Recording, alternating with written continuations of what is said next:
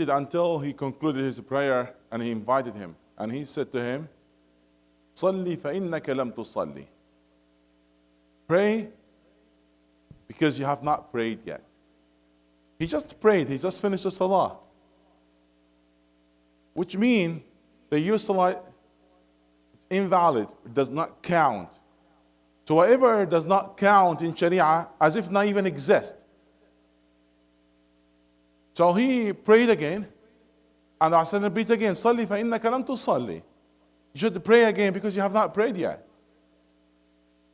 And for the third time he came and he said, عَلِّمْنِي يَا رَسُولَ اللَّهِ. Teach me, my beloved. Teach me. But the question now, why the Prophet ﷺ have not taught him at the first place? Why never offer and suggest for him what he should do? That's one of the rules of discipline. One of the wisdom of our beloved Muhammad sallallahu alaihi wasallam. Do not throw the word for somebody who's not ready to listen.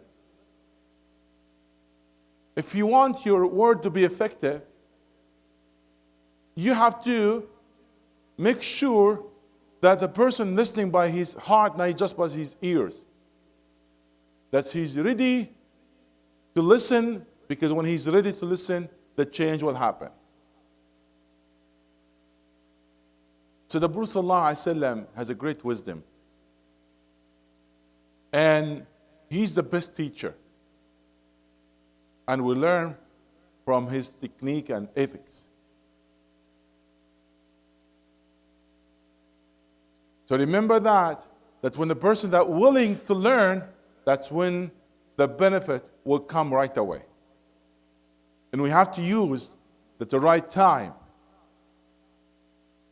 Yusuf alayhi salam as well, when he was in a prison, he never taught, or even present his belief, and he never talked even about Tawheed to those prisoners. He was dealing with them with kindness, with ihsan. And that's brought attention towards him. So they said, "Inna naraka min al-muhsinin." We can see that you're a good guy. Can you interpret the dream for us if you know? So at that moment, when they are coming to him and their attention with him, he used that time. Is it part of wisdom? Somebody like a drunk, you talk to him about Tawheed and, oh, this is da'wah, and this, your word is useless. You're wasting your time and effort. So when they are there listening to him, they are waiting for the interpretation, at that time he used that valuable time for da'wah. And he talked to them about Allah subhanahu wa ta'ala, and he said, Ya sahibi sijni a'arbabun mutafarriquna khayrun am Allahu al-wahid al-qahhar. So he talked to them about Allah, and then later he came to the what if secondary to answer their question and to interpret their dream. Because which one more important, to talk about Allah subhanahu wa ta'ala or to interpret the dream? So he used that valuable time when they have their attention with him. So they are willing at that time to listen, and they are coming forward to learn. And that's part of the wisdom. What is the wisdom? Wisdom to use the right time, with the right word, with the right way. So that's a wisdom. The collaboration and all of that, the time and the method and personality and all of that all together. Even using the best of the word, but using in the wrong method, in the wrong way, that's a big problem. Allah subhanahu wa ta'ala told the Prophet sallallahu alaihi wasallam, وَلَوْ كُنْتَ فَضًّا غَلِيظَ الْقَلْبِ لَانْفَضُّوا مِنْ حَوْلِكَ. If you were harsh with them, and you have hard, you have, like strong personality that you are not wishing the best for them, غَلِيظ الْقَلْبِ, you are tough and rough, they will leave you alone. they will not stick around you. لَنْ فَضُّوا مِنْ حَوْلِكَ. And that word was addressed to whom? To our beloved Muhammad sallallahu alaihi wasallam, the best man ever. And using what? The best word of our Quran. And he was talking to whom? The best companion ever. But if all of that was not packaged with a good akhlaq and good character and with wisdom, that's never going to be beneficial. So it's not even about what you are preaching, even how you are preaching. So you will have to use the wisdom when we are advising others, when we are talking to others. We're all mistaken and all not perfect. We're having a lot of shortcomings, a lot of problems.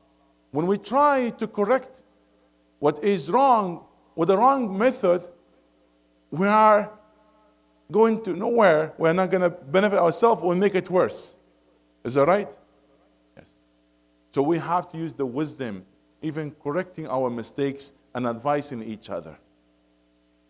Intention by itself, it's important, but it's not enough to say, you know what, I have a good intention.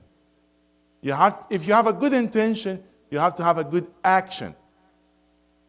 It was mentioned the hadith when they said, "Inna nuhsinu dhanna billah," we have good intention about Allah. So the shahid, the point from that hadith, the Rasul said, "Law ahsanu dhanna la ahsan amal."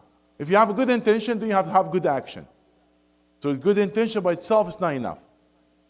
So you have to have a good intention and good action, and that will result in a good result. This is my simple advice to myself and you, that always wisdom has to be there. And the Prophet ﷺ, as I said, he's the best teacher. We're not learning only from his words. We're learning from his method, from his approach, and he was a very kind man with all. So kindness will inshallah bring good result. May Allah bless all of you, and may Allah subhanahu wa ta'ala guide us to the best. Ameen.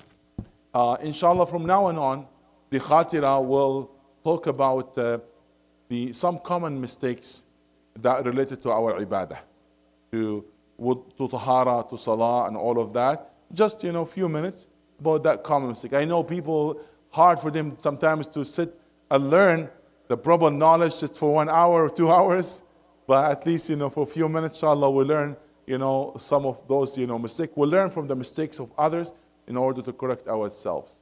So inshallah, we'll highlight about some common mistakes in our practice. Jazakumullah khairan.